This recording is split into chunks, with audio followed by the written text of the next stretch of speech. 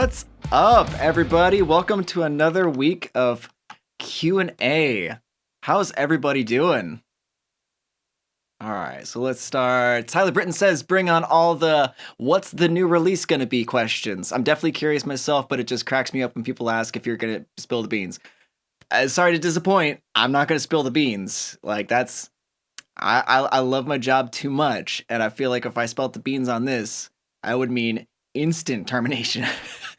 So I love you guys, but I love Neural DSP more. So I'm gonna stay, in my bounds, and I'm not gonna spill the beans at all. I know y'all are excited, as am I. Like I'm drooling myself. So yeah, we'll see what's up. All right, Tian says that sooner on Instagram better be right now, all in caps.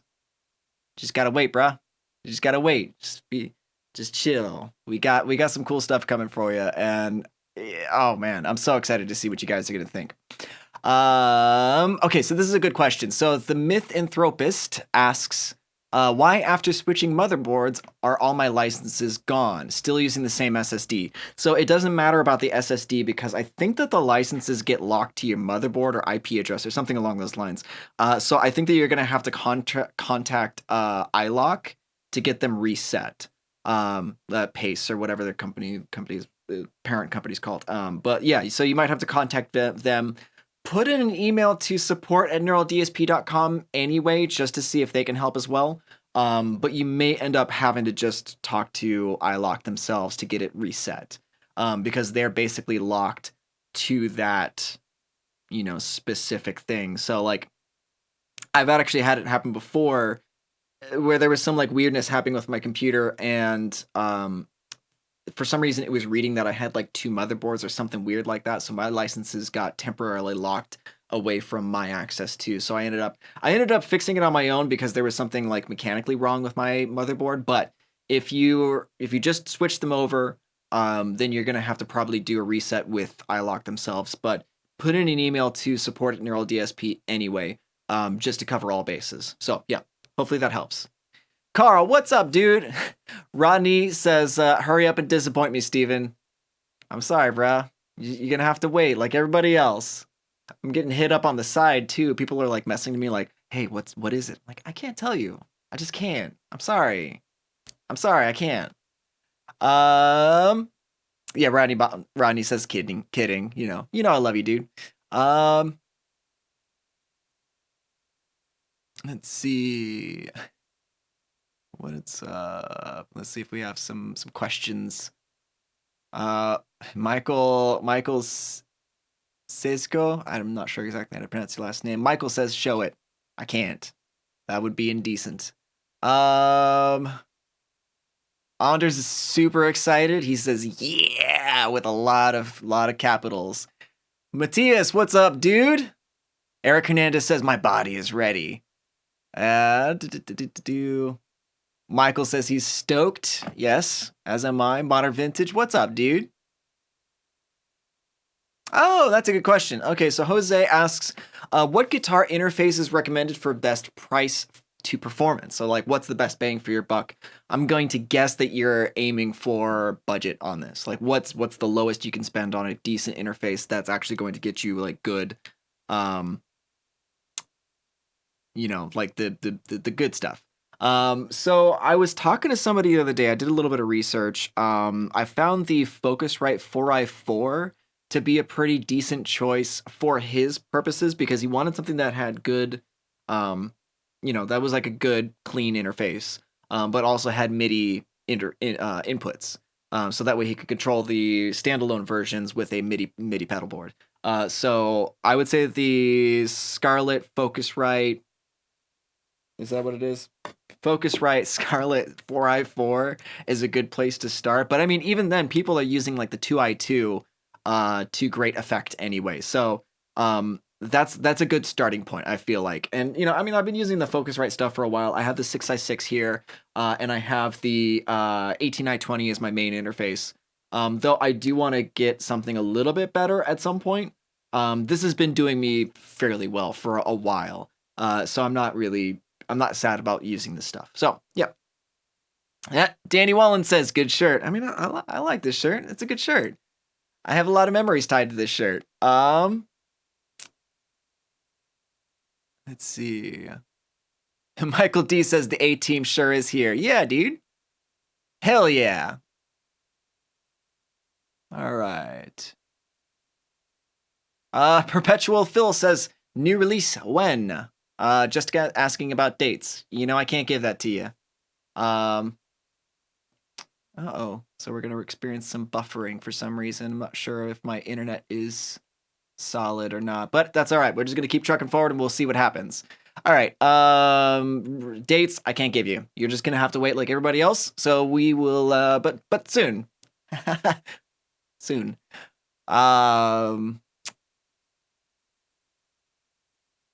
Yeah, so Michael D says in response to that, sooner rather than later, I hope. So yeah, that sooner definitely rather than later. Let's see.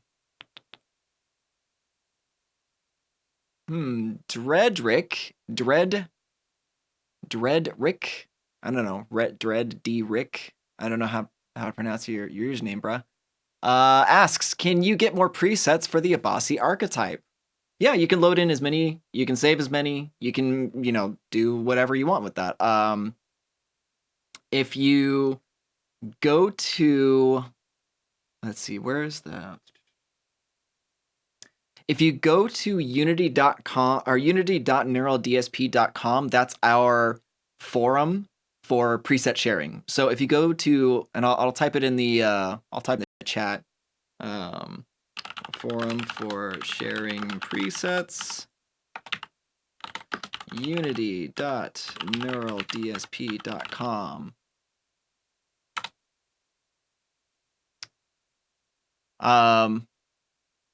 So if you go there, there's going to be a ton of presets uploaded by users. So you're going to find that there's going to be a bunch of usable archetype Abasi presets there. If also, I think, let me check this real quick before I say anything. I'm going to check the downloads page. So we always try to update like with more presets from like users and artists and stuff like that. So what I want to check is if there are any additional. No. Okay. So there's no, if you're up to date with the current release, you're going to have some presets from us, from Tosin, and from Nolly, I believe. So if you're on the version 1.1.0, you'll have a pretty good number of presets to start from. So anyway, okay, back to the questions. Michael Cisco asks, your time effects are too wet. Can we get smaller increments in mix parameter? So there are a couple of ways that you can actually dial this in without having to look at the, like, I don't know what DAW you're in, but there's a couple of ways that you can do smaller increments. So let me actually go ahead and pull up Pro Tools real quick. So yeah, there's that. Diggity. Great. So I'm in Pro Tools now. So let's say that I want to. Oh, okay. Here we go. So I have my guitar send here, and I can take my archetype Pliny, which has my reverb and my delay. Let's say I wanted to use my delay or reverb, but I really wanted to dial in a very, very specific numbers. Actually, in Pro Tools, you can add these to your automation lanes. So I'm going to add my wet dry on the reverb. Well, then let's just leave it at that for the moment, because then I can open up my automation lane, wet dry, and then I can just take this and really dial into 23, 22%. So like this is how I would dial in very, very hyper specific values dependent on how wet or how dry I would want it to be. So like there are ways around it because there are values in it. But yeah, I think that there's also, let me double check this real quick too.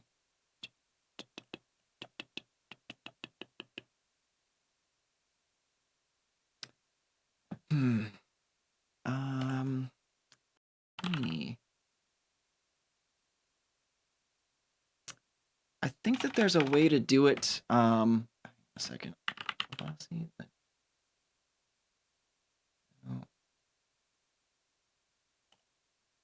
Hang on, I'm going to go off of shared screen for a moment. So that way I can look up something real quick. Because there's a lot of like, I mean, there's like components and controls that I'm sure people probably aren't aware of because they don't look at the PDF. So I'm just going to look that up real fast so I can see what is added to that program file. DSP. Okay, so let's see. I can go ahead and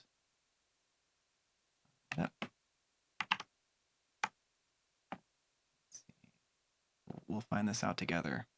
Or my computer's just gonna be a big dummy. Oh, come on. Adobe. Oh, there we go. Nope. Close program. Gotta love Windows. It's wonderful. Nope.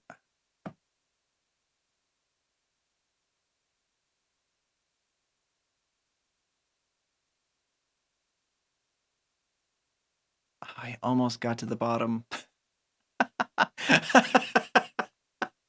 All right, fuck it. I'm gonna just. I'm not gonna fuck with this anymore. All right, I'm done. I'm already over this. But check the PDF. See if you can dial it in any other way. But that is how I would go around. You know, kind of make some workarounds. For dialing in very specific values on the knobs. So hopefully that helps. All right, so back to this and this. Let's see where we're at.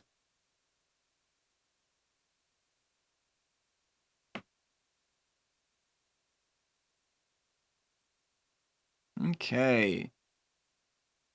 Let's see. Dragonfly says, Steven, bro, are we getting sooner? All in capitals. Yeah, we're getting sooner. Yeah, Eric Hernandez, are you allowed to share dates with us regarding new releases? Not yet. You will hear very soon what's happening. But no, we're just gonna let the tension build, bruh. Like if anybody's been around for the previous releases on our plugins, you know we don't talk about it, and we just love to tease the shit out of the releases. So yeah.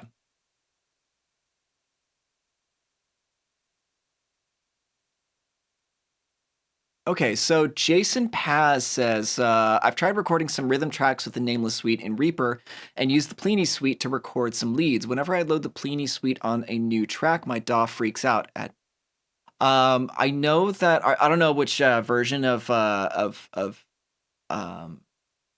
you said you were using Reaper. Yeah, you're using Reaper. I don't know which version of Reaper you're using, but like that was one of the reasons why we actually had to delay the release of the Plini update is because Reaper doesn't like it. I'm not 100% sure on that, but if your DAW is freaking out on that, check in with support at neurodsp.com and see what they can help with. I think that they'll be able to get you sorted on that better than I can because I actually don't even have Reaper, so. So yeah. Modern Vintage says the physical Fortin hex drive looks and sounds great. The video demo was uploaded today on the Real Killer Tone channel. Nice, man. Awesome. I saw that they were teasing that, and I'm really excited to get my hands on one and try it out. Let's see. Okay, so Lear asks, and this is a good question. So Lear asks, hey Steve, going back to the first question today, if I was to upgrade my laptop PC, would I have to contact iLok to get my licenses reset too? No. The only reason why that ever happens is like, say my motherboard crashes, and then I actually can't deactivate the licenses from my computer, right? Because like you have I have my licenses on my dongle, but I do have like a bunch of licenses tied to just my laptop in general, right? So like they're attached to the motherboard of this laptop. So if my laptop crashed, I would have to go and talk to iLok. However, if I just want to upgrade it, like I know I'm like this is a schedule thing, I know what's actually going to happen. All you have to do is just deactivate the licenses from that device, and then those will go back to your account in the cloud. Um, so that's all you'd have to do. So you wouldn't have to worry about actually contacting them. Just go to your device panel in the iLock app, and then so you're going to go on the left hand side, I believe it is, to the device that the licenses are attached to.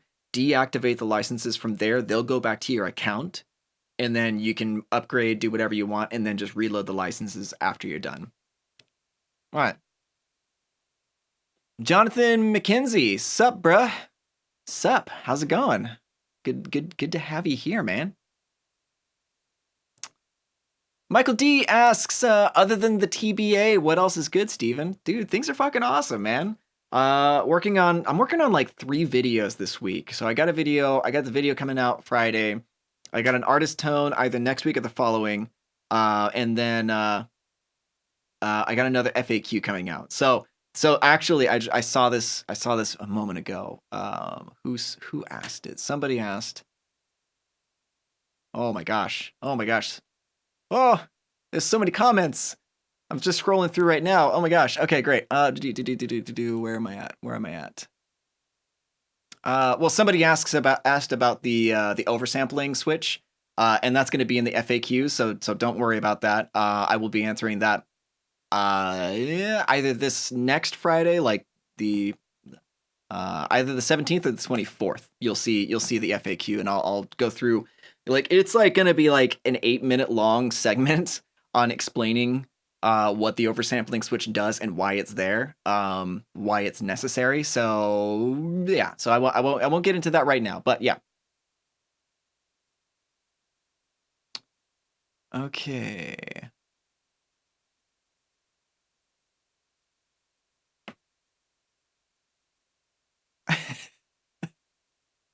Okay, let's see.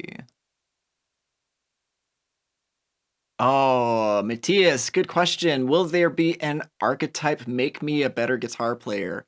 Big smiley face. Uh, Unfortunately, we can't help with that. That is your responsibility.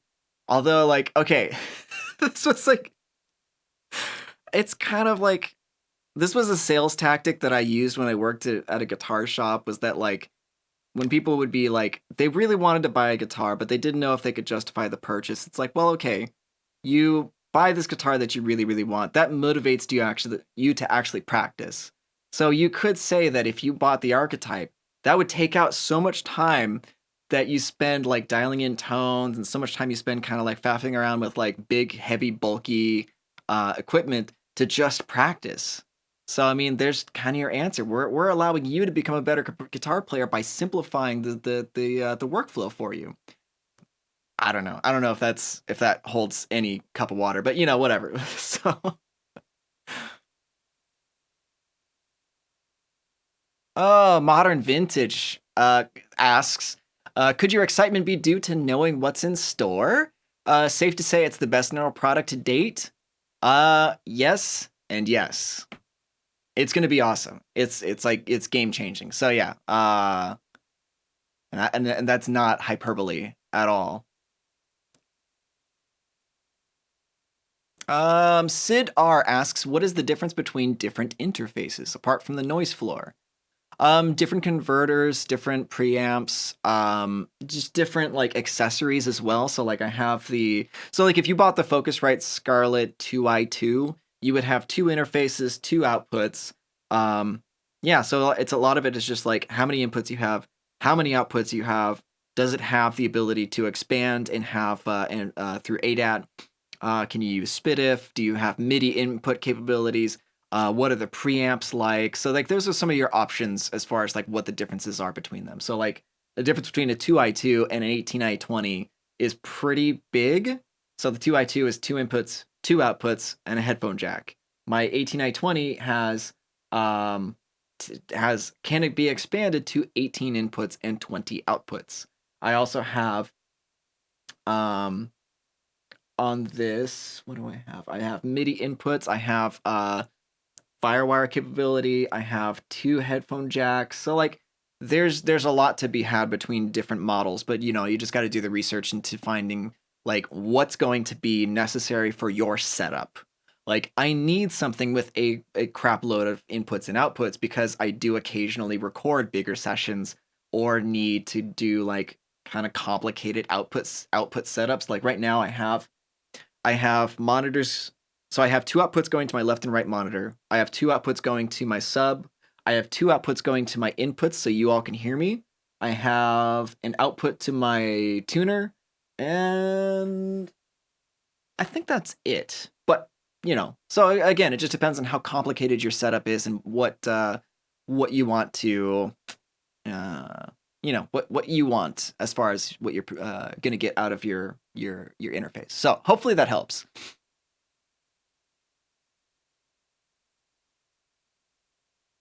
Okay, so Perpetual Phil asks tips for optimizing latency with neural products.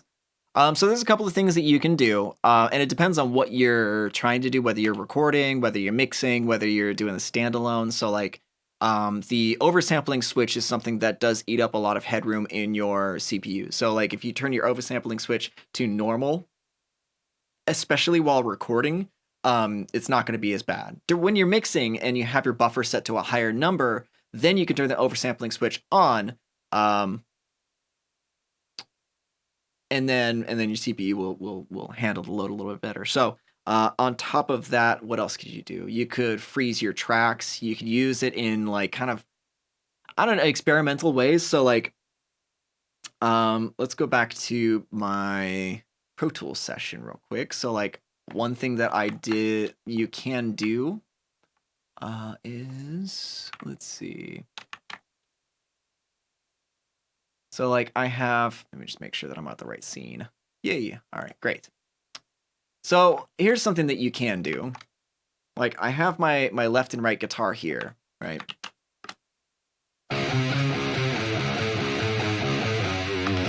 Right. Okay. So I can, if I so choose, it's my rhythm group.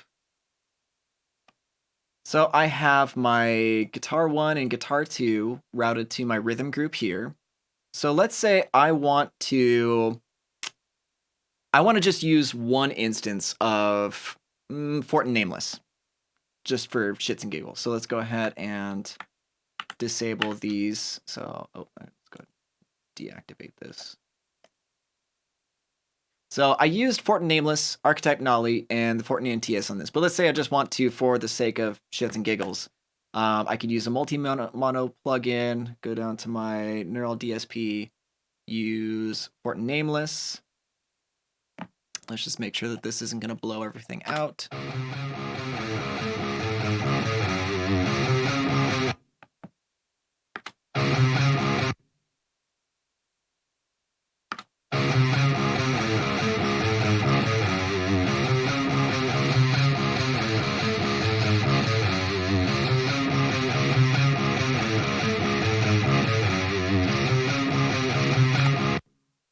And then oversampling on high because I'm mixing.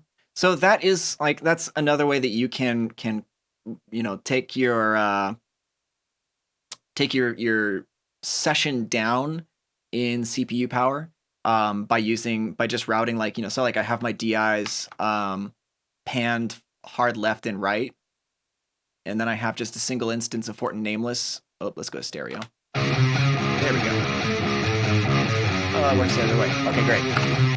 It's probably because it's a multi-mono channel and not a multi-channel, something like that. Anyway, let's see.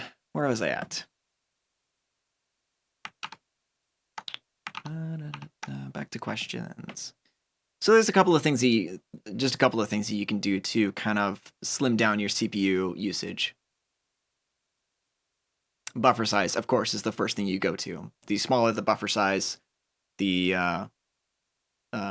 less latency, but that's gonna eat up your CPU a lot more. So anyway, Luis asks tips for third amp from Archetype Abasi. What would be my suggestions? Are you using it for leads? Are you using it for rhythms? Because I mean, either way, the way that I would kind of approach it, and that's a very, very broad question. But like if I was to say, I don't even know how if this is gonna sound any good. But let's say I want to use the Abbasi. Let's go ahead. Oops. Yeah. Okay. So let's say I have the Abbasi, and this is might sound good, might not. I don't know. But let's go to the third head.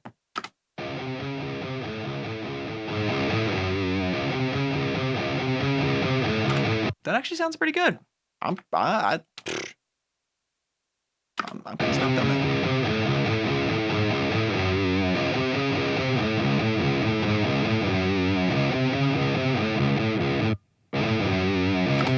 Okay, so one of the things that I really love to do is control the amount of gain, like the levels of gain within the plugin. So like your input gain is fine right where it is, but usually what I try to do is either with the compression pedal or the distortion pedal, I like to set my gain, where it sounds kind of good, but then I control the amount of gain that feeds into the head with the volume knob. And then, of course, being able to actually control your tone and shape it before it hits the head entirely is so huge. Like, it's one of the most like underlooked abilities that these plugins has, is just being able to say like, okay, well, before I get into this head, which is naturally fairly bright, I'm going to go and take this treble down and maybe the mids like a little bit, up the bass or whatever. Like, so that's...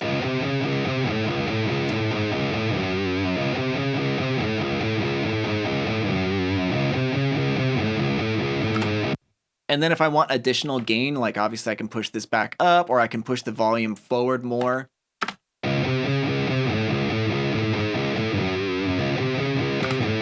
So doing that's going to get more saturation. So more saturation, push it harder, less saturation, lower the volume, because then, it just depends on how much grit you want in your signal. But yeah, so that's kind of a broad question, but that's generally one of the things that I will go to, like controlling impulse responses, setting up your head, and then like using your pedal section to kind of shape the tone and adjust the input gain is going to be really, really crucial. All right. All right. I feel like I'm running behind on questions. I'm sure I got like a ton to go through. Okay.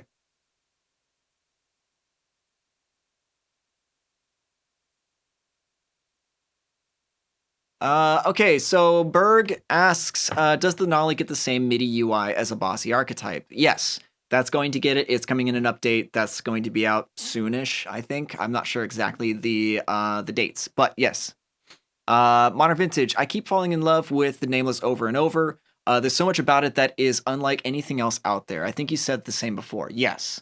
The Nameless is something that I go back to, like, on the regular. Like, I love everything else that Neuralink has made, but as far as versatility, like, the Nameless is one of my favorites. Yeah, absolutely. So Perpetual Phil, this is actually a question for the team, because so he asks, when developing signature plugin suites, which artist has been the most fun to work with so far? I actually haven't worked personally with any of them, though I would very, very much like to. I haven't. So I'll have to keep that one on hand for when Doug or Francisco are on the live stream. Okay.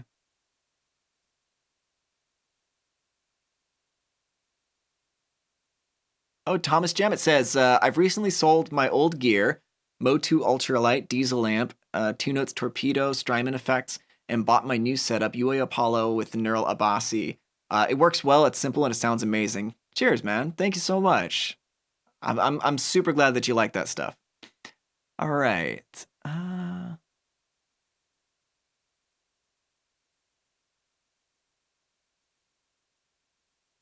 Okay, so Nick Rubin asks, do you have any tips for lowering noise without going too heavy on the noise gate?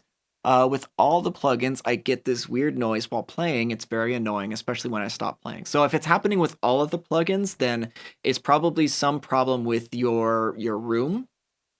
Because there are a lot of there are a lot of signals that are common in households that interfere with your pickups. So Wi-Fi, dimmer switches, fluorescent lighting, bad ground loops. Like there's so many things that can affect your tone and give you like a really weird noise. I can speak personally from firsthand experience that it sucks. I tried recording a full album in my apartment once, and it was a bad time. Because it was one of those things where like I had to like move my guitar to the point where it picked up the least amount of signal, which was like this really weird, like had my like leg up and like did this thing. It was garbage. I hated every second of it. Um, so do some research, try and figure out where the noise is coming from. So like there's a couple of things. So there's a couple of things that you can do to test it out. Take your setup, like if you're on a laptop or something like that, take your setup somewhere else and see if the noise is persisting. That's probably going to be the biggest indicator on whether your environment is the problem or whether it's something with the computer or your guitar. But yeah, so that's like the first step. If you post about it in the Facebook group, I know a bunch of people have kind of like run through the gamut of options, and they'll be able to explain it in greater detail. Um, Sid R asks, what monitors do you use in your studio? I am currently using the JBL LS. Excuse me. I'm currently using the JBL LSR 308s with the 10-inch subwoofer. I bought these. Oh gosh, when did I buy these? I bought these like 3, maybe 4 years ago. They've done pretty well considering that they're consumer grade. Like consumer grade monitors. They've done really really well. If you're looking for new monitors, I can say this: if you're get the monitors that you're looking at, but also make room in the budget for SonarWorks. Aside from like, okay, so you're gonna have your monitors, you're gonna have your soundproofing, and then get SonarWorks on top of that. Those are the 3 things that are gonna be key to having an at least even just decent listening environment. So yeah. All right. So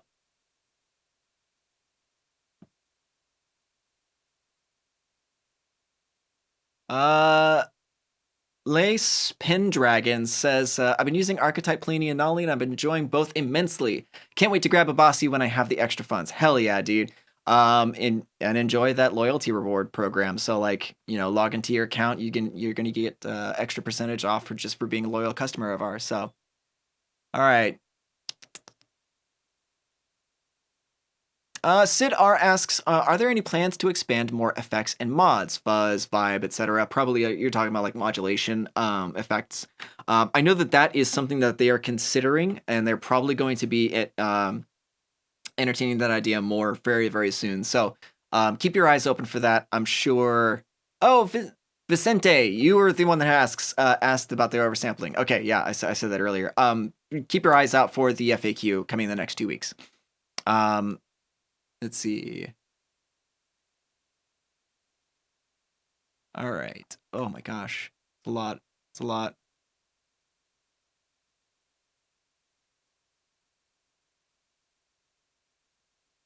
I don't know what that question means.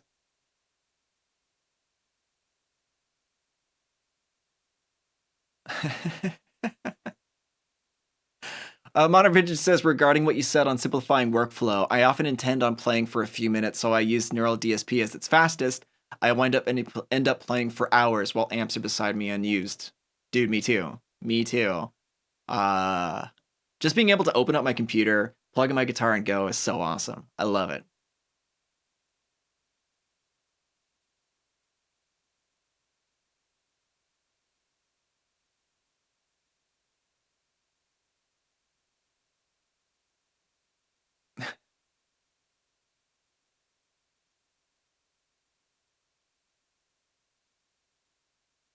Okay, sorry. I'm trying to catch up with some of these comments.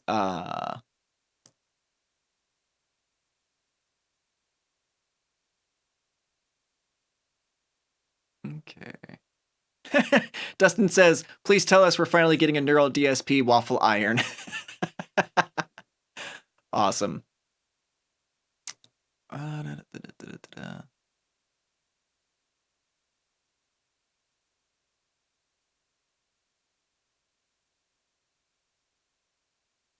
Okay, I'm gonna skip down to the bottom to the current ones and then just try and work my way back.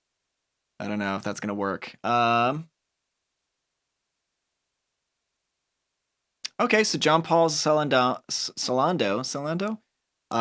asks, how should I adjust my settings when I have very high output pickups?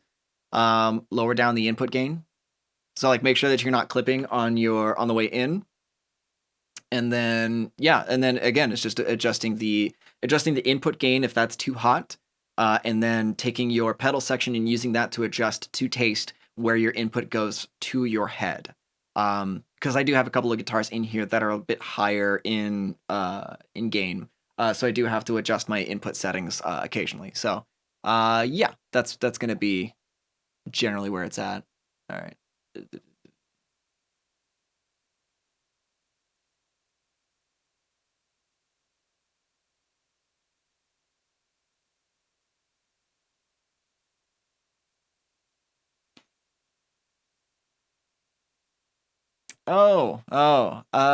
Gimme Names says nice books. Becoming a Seal, not even close. But I do love this book, and I'm a follower of Jocko Willink for sure. Like I check out his podcast on the regular, and I love what he does. Like uh Extreme Ownership was a real breakthrough book for me when I was like starting to go on my journey towards like kind of the more not entrepreneurial, but like more freelance kind of way. I worked at a desk job for like 12 years and just got sick of it. So, so that was like a great book for me. Highly recommend it to all of you guys. Okay. So that's Aiden Cooper Ross asks, between the 3 archetype plugins, which is your personal favorite? Also, tips on how to use the lead amp in archetype Abasi. Well, what do you want? What do you want to do? Like tips are very very very broad. So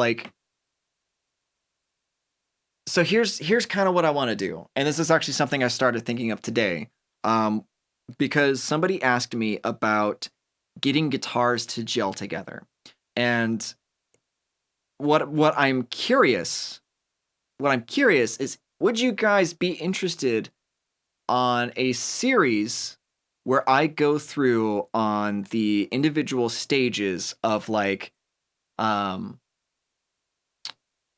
choosing different guitars, choosing different sims, how I would adjust those ones to taste and per project, and then like kind of have like this sort of like tying it all up with like the vision of the project. So if you guys are interested in something like that, let me know, because that's something that I've been seeing recently, is that people want to kind of like figure out tips and tricks and ways that they can adjust their plugins, but it's very very broad, right? Like, so like that question is like, any tips on how to use the Bossie's third head?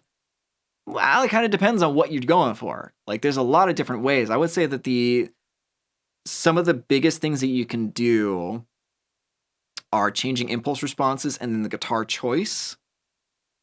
Yeah, impulse responses, guitar choice, and then using the pedal section to its fullest advantage. So yeah, if that's something that you guys are interested in, let me know. Like I already see like a pretty healthy amount of yeses already. So yeah, because that, like I feel like that would be something that a lot of people would really be interested in.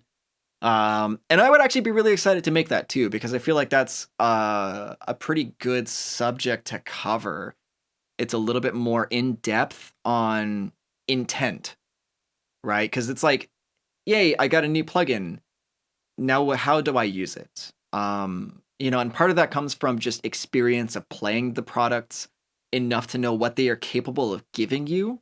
But I think that like going over like how to involve intent and you using that intent to then educate your choices afterwards, I think would be something that I would be really really interested in. Oh, Matthias asks, what about a new segment like Mixing with Steve? Well, what would you want to see? Like, again, mixing is sort of a broad topic. So if you wanted to, like, would people be interested in having me mix live? Like, would you be interested in seeing very specific topics? Like, here's how I mix a drum kit or bass or guitar. Like, generally the principles are all relatively similar between songs. Like, it's a matter of finding the balance and then again having that vision and that intent at the outset to know what you want the finished product to sound like and what moves you need to make to get to that point. I think that's kind of what I'm curious about. Um, so like, yeah. So do you guys want to see any sort of live streaming of the mixes that I'm working on? Because like I just finished up a mix last night, actually. Um,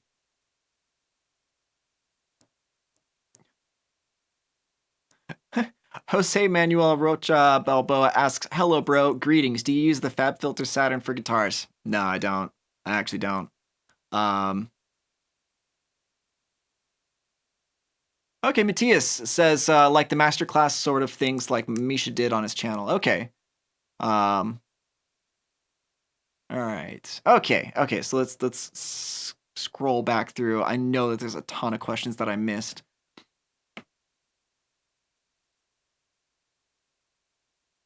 Luis Fernando Garcia says, I like to load the Neural DSP plugins in Cubase and also load the Miko plugin for cabs." Yeah, dude, that's it's pretty. I need to get a copy of that for myself. It's pretty dope.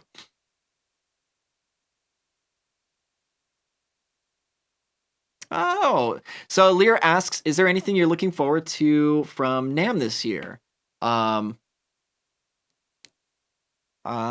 let's see. What am I looking? I mean, so I'm going to be working the booth all week, and that's actually what I'm most excited for.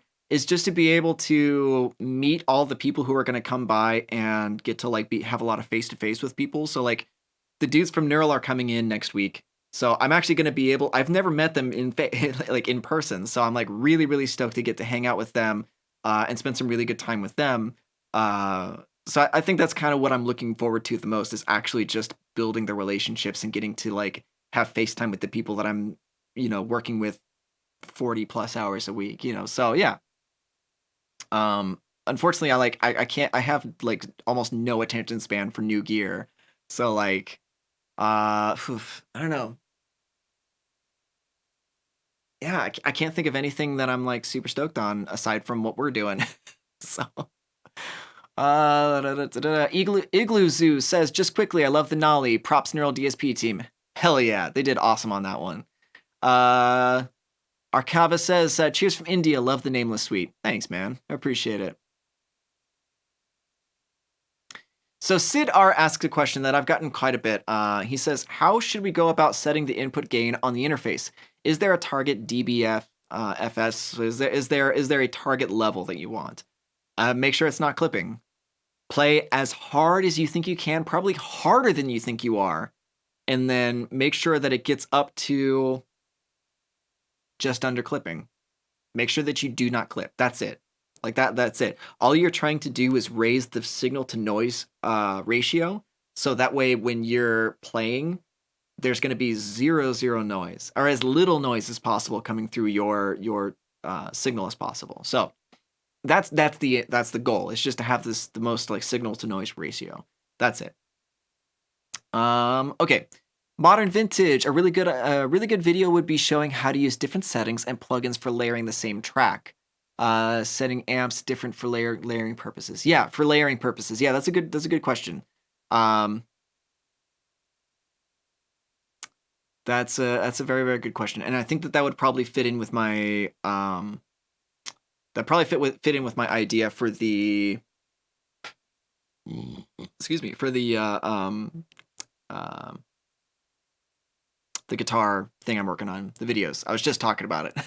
Series. That's the word I'm looking for.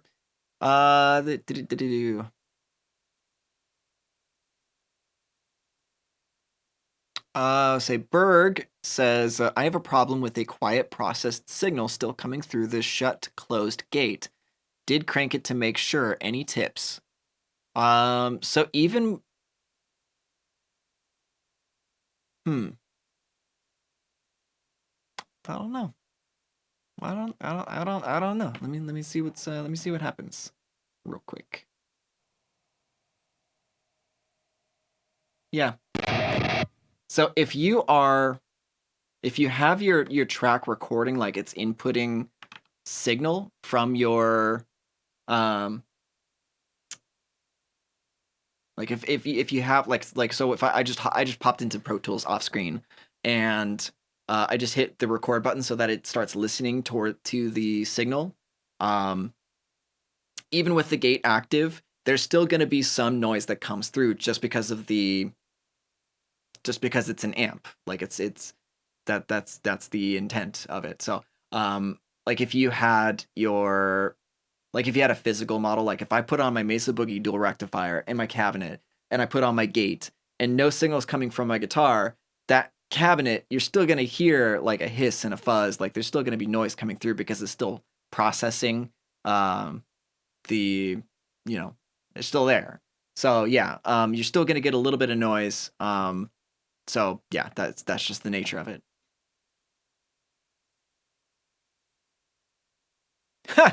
Lyric Bread says, okay, enough of the teasers. Spill it, Steven. Can't do it. Wouldn't be prudent. Um. Oh, Michael Ross. Okay. Michael Ross asks, if you could only have one neural plugin, which would you choose? Come on, give us an answer. He says. Michael.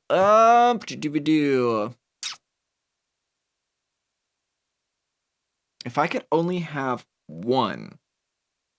That's a really good question. It kind of depends on if it's for me personally or for like mixing or producing.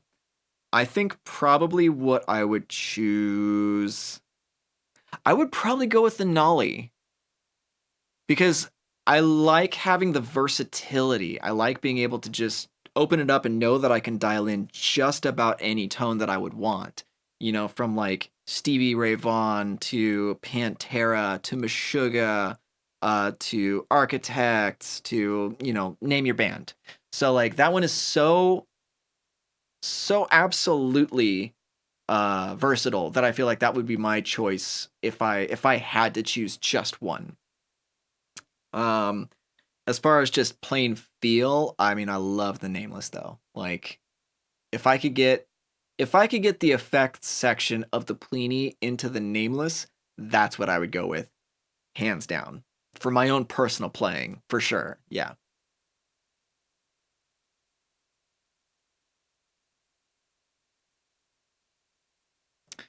So Lace Pendragon says that Ibanez headless bass looks pretty cool. I'd love to see how its DI would sound through Parallax. I'm just bummed that its scale length doesn't try to compete in the same category as Dingwall. Okay, so this is not a bass. Um, this is a custom Happus guitar. They're from Germany. It's a 7-string electric guitar, and it's freaking dope. Single pickup with they call it the Behemoth pickup, which is I mean I'm into metal, so like I instantly loved it. But yeah, no, I love this guitar. I'm borrowing it for a little bit, because we're actually going to be sharing a booth with them at the NAMM show. So I've went ahead and done a couple of videos and stuff with their guitars. So yeah, it's I love this guitar. Um, yeah, you guys, I don't know if you all can see when I move out of the way, but there's like a handful of cases in the back. So those are their guitars. Gimme Name says, please play the Happus. You'll hear it very soon. I don't like. We're about to start wrapping it up for the day, so I'll do that soon. I might do that next week. We'll see. Um, let's see. John K says the Plini reverb is so good, dude. Yes, 100% yes. It's my favorite reverb so far. I love the other ones, but like that one is my go-to. It's so like ethereal and shimmery. It's beautiful. Um, Roland asks, do we get to see those vids? Yes. You get to see them and hear them. Yes. Yeah, so I made a couple. I mean, I'm going to make 2 videos with their stuff. One's going to come out Friday, and the other one is either going to be out next week or the following. So, yeah, you're going to see and hear them, and it's going to be wonderful. Michael Dees, see you later, man. Hopefully I caught you before you left.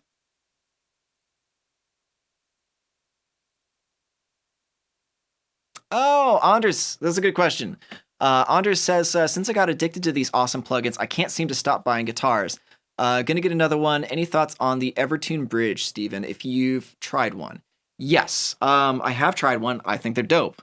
I actually really, really want to get one for the studio because as far as like recording is concerned, they make my job so easy. Now, let's you know, I will say that the majority of the problems that people face when they go into a studio and have recording issues, I would say eh, maybe 9 times out of 10. The reason why you're having trouble with your tuning is that you didn't restring it properly. As like, cause I worked at a guitar shop for 12 years, I had a lot of practice in dialing in my tuning or my restringing game. So when you restring a guitar, there's a very, very specific thing that I do that makes sure that your guitar stays in tune. But having the Evertune makes that job even better. Oh yeah, that's right, Francisco. Pancho has a Hoppus with the Evertune bridge, and it's that it's a beautiful guitar. It's a beautiful guitar. Um,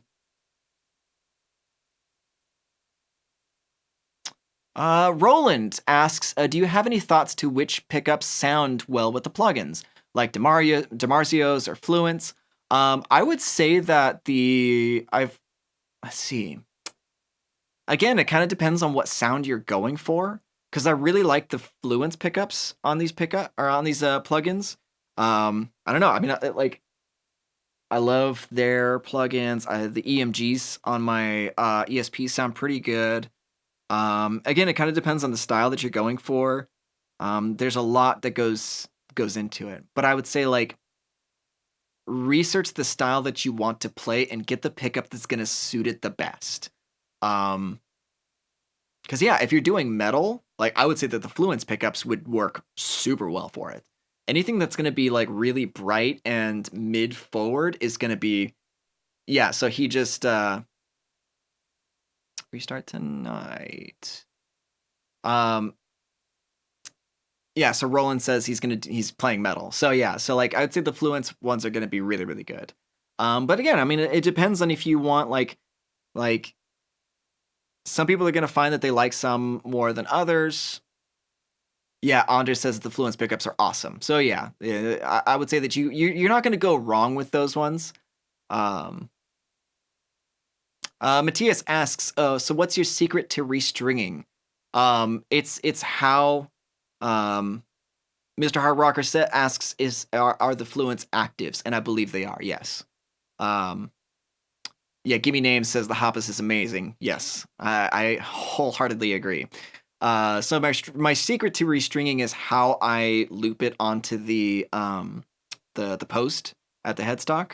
But I can make a video on that at some point, or just do a live stream or something like that. I can go through that. I can go through that another time. But yeah, so like that's kind of how I do it. Okay, so Adam Berger asks, real quick, where can I find your music? So like I'm not like super stoked on the music that's out there anymore. If you want to, you can look up Legion's Requiem. I think the Reverb Nation site is still up, and you can hear some really old tracks that I worked on. Yeah, you can hear some really old tracks that I worked on, like I think it was like 8+ years ago. I don't know. But yeah, so you can check it out there. I don't have any current stuff up aside from what I'm just putting up on the Neural DSP site. Because that's like the stuff I'm working on now. So yeah. Anyway, but if you look up Legion's Requiem, you can have a chuckle at some of the shit that I used to do. James Yellow asks, "Hey Steve, how are you?" I'm doing well, man. How are you doing, brother? He says, oh, unfortunately, Neural doesn't give plugins for free for demos and ads because at least 5 bought a plugin because my ads. Yeah, but hey. Oh, you're talking about referrals.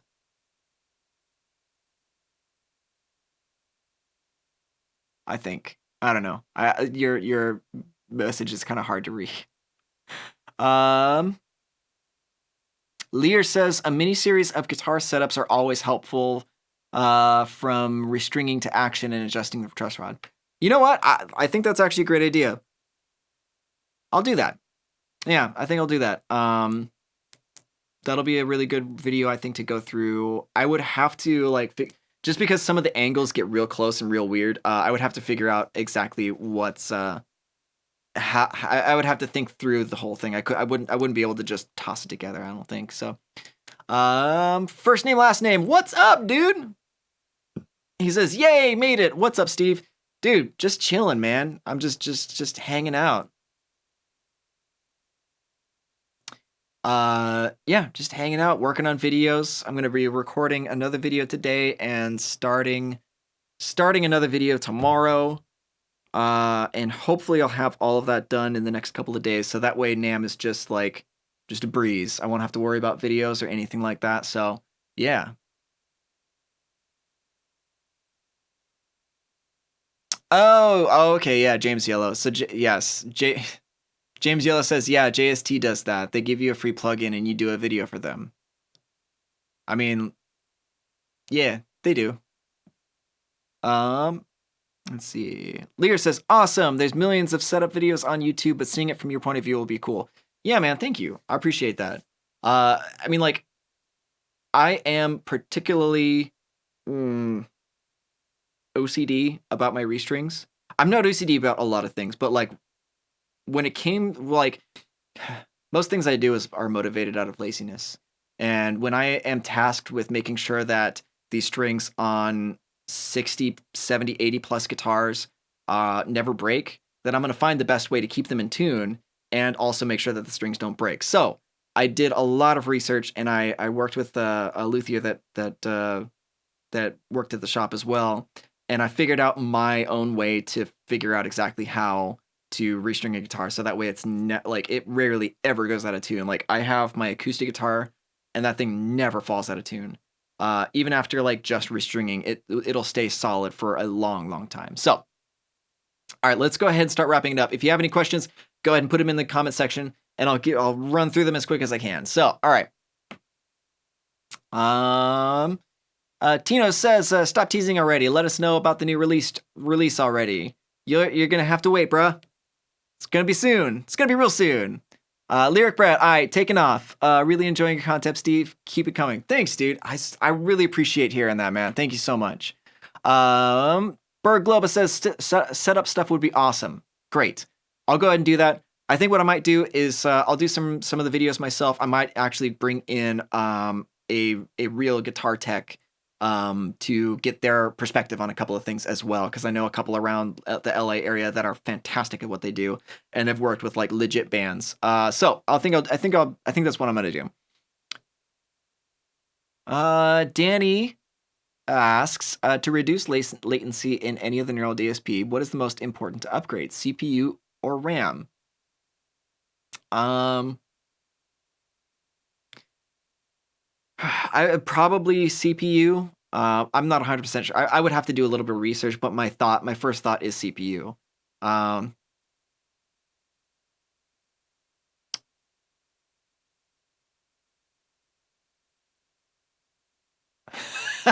Lear says he restrung his guitar a few weeks back, didn't realize until he finished he wound half of the strings the wrong way. FML.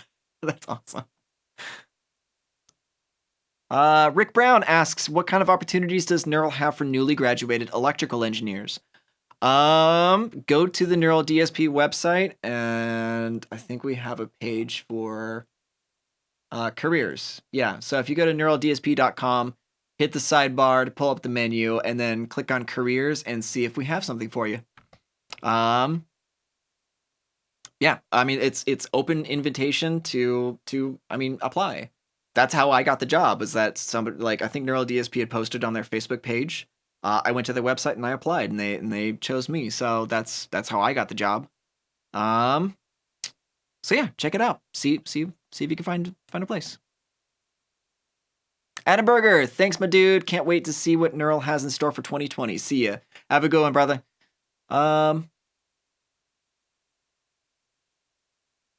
Oh, nice. So Modern Vintage says, did you see my comments about the podcast and Deftones video you did? They were great. Any more inside the machines planned. Yes, I do have 3 on my plate that are being edited. So I'll have one out either like in 2 weeks. And that one's going to be with Zach Oren. And I just interviewed Lee McKinney from Born of Osiris as well. So like I'm super excited to get those ones out for you guys.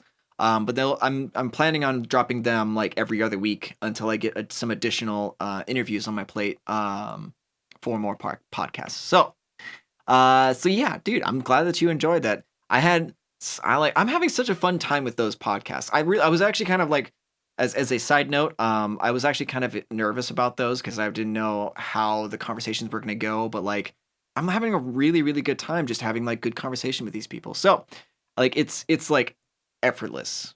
It's great. Um awesome. So first name, last name. Yes, that is a headless over here.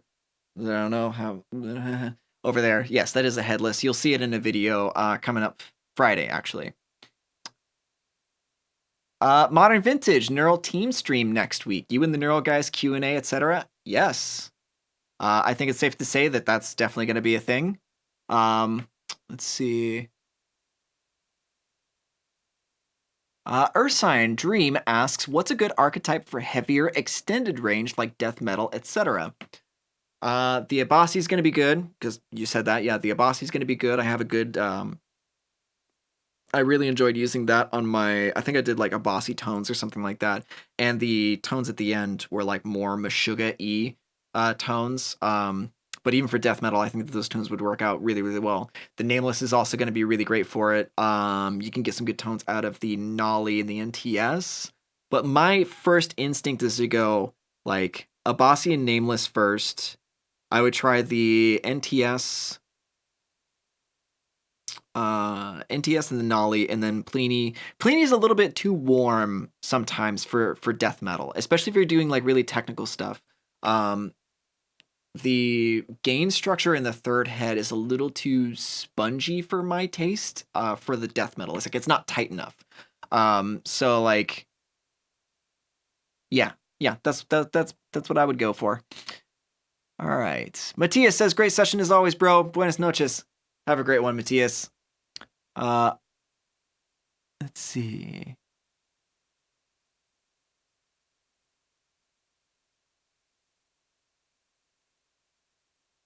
All right. Awesome. James Yellow, he has to go. Wish everybody a beautiful week. You as well, man. We'll see you soon. Awesome. Let's go ahead and let's just call that a day. I had a ton of fun on this one, and I love that you guys are here asking so many questions. And I just want to say that, you guys are amazing, and I really, really want to, just say thank you all for like hanging out with me, having good conversations. Thank you all so much. Roland says Nolly or Tosin's plugin. Either one. They're both amazing for different reasons. Mr. Hard Rocker, very excited for the new release. Steve, nice stream. See ya. Have a good one, Mr. Hard Rocker. Awesome. So yeah, we're going to just go ahead and call that a day, and we'll see you guys next week.